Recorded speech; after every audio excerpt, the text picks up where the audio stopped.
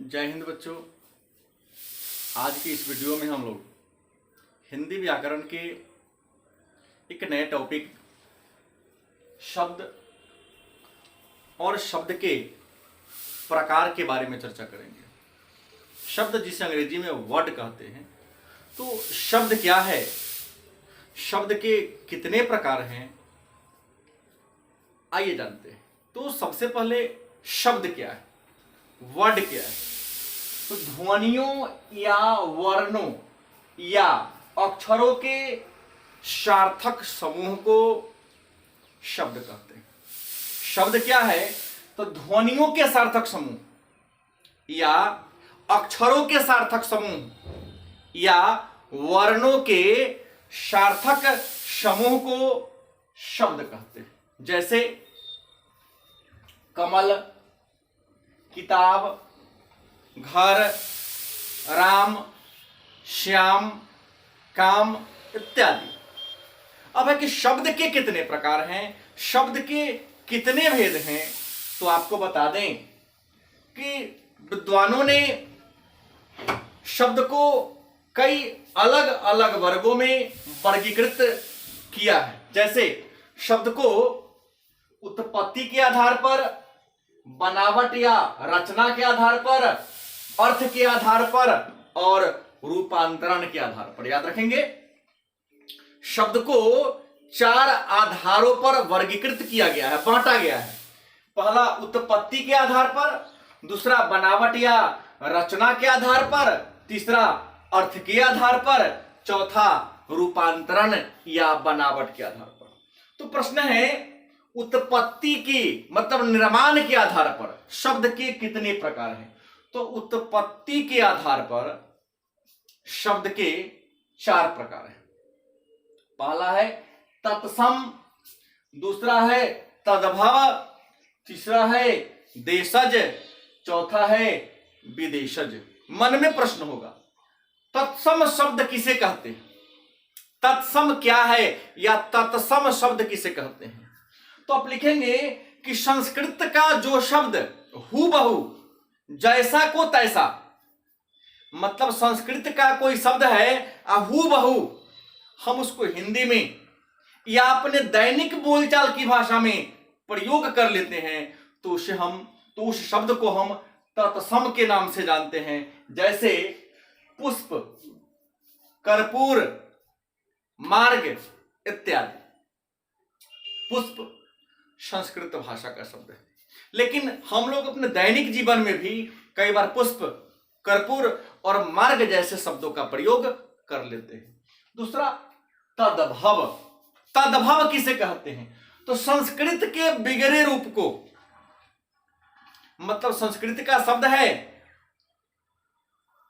उसी की हम उसे विकृत कर दिए और विकृत करके दैनिक जीवन में प्रयोग कर लिए। जैसे पुष्प को कह दिए फूल, मार्ग को कह दिए सड़क, अग्नि को कह दिए आग, कर्पूर को बोल दिए कपूर। तो संस्कृत के जो बिगड़े रूप है, उस बिगड़े रूप को हम तद्भव के नाम से जानते हैं। जैसे पुष्प का फूल, कर्पूर का कपूर, मार्ग का सड़क या रास्ता, अग्नि का आग इत्यादि। अब देशज शब्द किसे कहते हैं, देशज क्या है, तो दैनिक जीवन में या हमारे ग्रामीण क्षेत्रों में, देहाती क्षेत्रों में बोले जाने वाले शब्द को देशज के नाम से जानते हैं। जैसे लोटा, गिलास, खटिया, मचिया, चौकी, पीढ़िया, भात, दाल, ये सब हमारे दैनिक जीवन में, ग्रामीण क्षेत्रों में, देहाती क्षेत्रों में उपयोग किए जाने वाला शब्द है। तो इन शब्दों को हम देशज शब्द के नाम से जानते हैं। विदेशज दूसरे देश के भाषा का शब्द जिसको हम अपने दैनिक जीवन में प्रयोग करते हैं, उसे हम विदेशज कहते हैं। जैसे डॉक्टर, डॉक्टर अंग्रेजी भाषा का शब्द है, हिंदी में उसे वैध कहते हैं, लेकिन सामान्यतः पढ़ा लिखा या अनपढ़ कोई आदमी, कोई व्यक्ति वैद्य नहीं कहता है, लेकिन डॉक्टर सभी कहता है। उसका अखबार हिंदी कागज होगा, लेकिन अधिकांश लोग उसको अखबार या न्यूज पेपर के नाम से ही बुला लेता है। हिंदी होगा अधिवक्ता, लेकिन मैक्सिमम अधिकांश लोग उसे वकील या एडवोकेट के नाम से बुला लेते हैं। अधिकांश लोग अस्पताल कहते हैं, विदेशी शब्द है, जबकि उसका हिंदी चिकित्सालय होनी चाहिए। तो मतलब दूसरे देश के शब्द हम अपने दैनिक जीवन में प्रयोग कर लेते हैं, तो उसे हम विदेशज के नाम से जानते हैं, जैसे डॉक्टर, वकील, इंजीनियर, अस्पताल इत्यादि। अब है बनावट या रचना के आधार पर। तो बनावट या रचना के आधार पर शब्द के तीन भेद हैं, तीन प्रकार हैं। पहला है रूढ़, दूसरा यौगिक, तीसरा योग रूढ़। तो मन में प्रश्न होगा कि रूढ़ किसे कहते हैं? तो जिस शब्द के खंड या टुकड़ा करने पर उसका कोई अर्थ ना निकले। कोई एक शब्द है, जैसे शब्द हो गया पानी। पानी का हम तोड़ दे अलग दो खंडों में, पा जोर नी, तो पा का कोई अर्थ होगा? नहीं होगा। नी का कोई अर्थ होगा? नहीं होगा।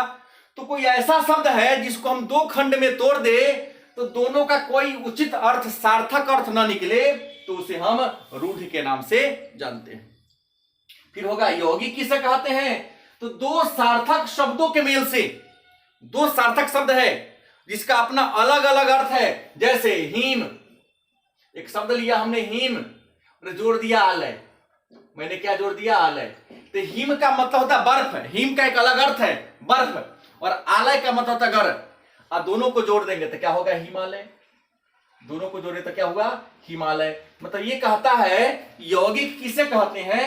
तो यौगिक का परिभाषा हुआ दो सार्थक शब्दों के, दो सार्थक शब्द जैसे हीम जोरालय, दोनों सार्थक है क्योंकि दोनों का अपना अलग अलग क्या है? अर्थ है। और दोनों को जोड़े तो बन गया हिमालय, तो एक पर्वत श्रेणी का नाम है, पर्वतमाला का नाम है, दोनों से अलग हो गया ये, उसे यौगिक कहते हैं। अब योग रूढ़ किसे कहते हैं? तो कुछ ऐसे भी शब्द है जो अपने वास्तविक अर्थ को छोड़कर दूसरा अर्थ को प्रकट करता है। अपने वास्तविक अर्थ को छोड़कर दूसरा अर्थ प्रकट करे, दिखाए, तो उसे हम योग रूढ़ के नाम से जानते हैं। जैसे शब्द है बीना पानी। बीना पानी, जैसे बीना अलग होगा, पानी अलग हो। बीना जोड़ पानी बराबर बीना पानी, लेकिन बीना पानी का अर्थ होता है सरस्वती, बीना हो जिसके हाथ में। चंद्रशेखर, चंद्रशेखर मतलब हुआ कि चंद्रमा हो जिसके सिर पर, इसका मतलब शिव होते हैं। लंबोदर, लंबा हो उदर माने पेट जिसका, तो लंबोदर का मतलब होता है गणेश। तो जो अपने साधारण अर्थ को छोड़कर विशेष अर्थ को दिखाए, तो उसे हम योग रूढ़ के नाम से जानते हैं। तीसरा है अर्थ के आधार पर। तो अर्थ के आधार पर शब्द के जो रूप हैं, प्रकार हैं, सार्थक शब्द, निरर्थक शब्द, एकार्थी, एकार्थी को हम समानार्थी और पर्यायवाची भी कहते हैं, अनेकार्थी और विपरीतार्थक। तो अर्थ के आधार पर शब्द के कई भेद हैं। तो मन में प्रश्न होगा सार्थक शब्द किसे कहते हैं? तो वह शब्द जिसका उचित अर्थ हो। कुछ ऐसे शब्द हैं जिनका अपना उचित अर्थ हो, तो वैसे को हम सार्थक कहेंगे। निरर्थक कुछ ऐसा शब्द है, हमारे आम बोलचाल की भाषा में कुछ ऐसे शब्द का हम प्रयोग करते हैं जिसका कोई सार्थक उचित अर्थ नहीं होता है, तो जिसका कोई उचित अर्थ न हो उसे निरर्थक कहेंगे। जैसे हम लोग कहते हैं कूला गलाली, इसका मतलब क्या होता है?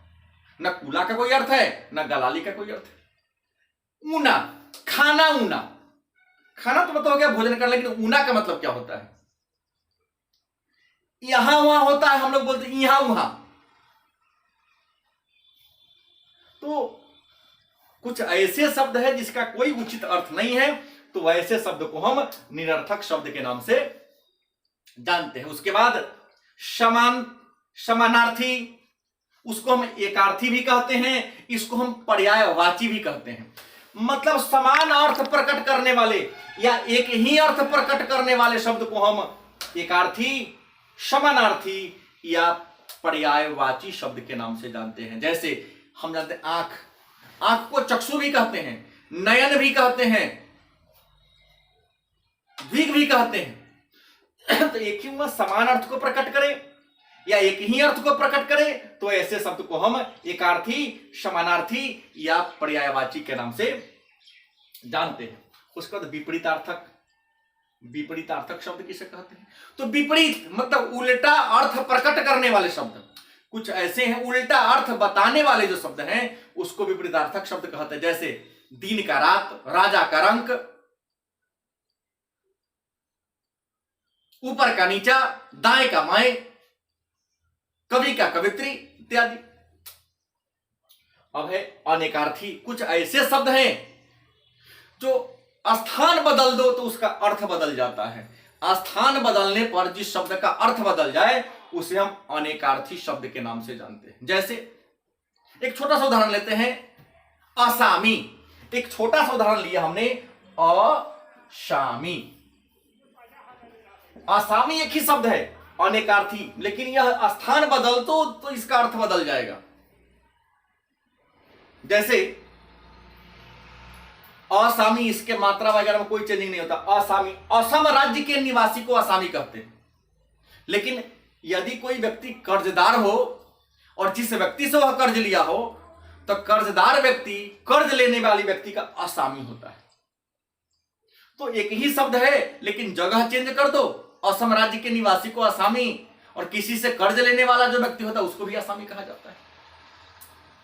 उसके बाद है रूपांतरण के आधार पर। तो रूपांतरण के आधार पर शब्द के दो प्रकार हैं, एक है विकारी और दूसरा है अविकारी। विकारी मतलब बदल जाने वाला और अविकारी माने न बदलने वाला। तो विकारी शब्द किसे कहते हैं? तो वह शब्द जो लिंग, वचन, कारक, पुरुष के आधार पर अपने अर्थ को बदल देता हो तो उसे हम विकारी शब्द कहेंगे। और अविकारी वह शब्द जिस पर लिंग, वचन, कारक किसी का प्रभाव नहीं पड़ता हो तो उसे हम अविकारी शब्द के नाम से जानते हैं। जैसे यथा, यद्यपि, ऐसे शब्द हैं जो अविकारी हैं, इस पर लिंग, वचन, कारक, पुरुष का कोई प्रभाव नहीं पड़ता है। धन्यवाद। इसके आगे अगले वीडियो में पढ़ेंगे।